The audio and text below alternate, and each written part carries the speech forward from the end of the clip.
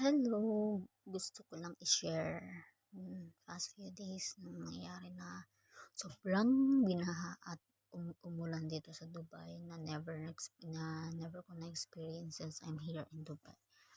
Pero ngayon naranasan natin bahain, ang sobrang lakas ng ulan at hangin.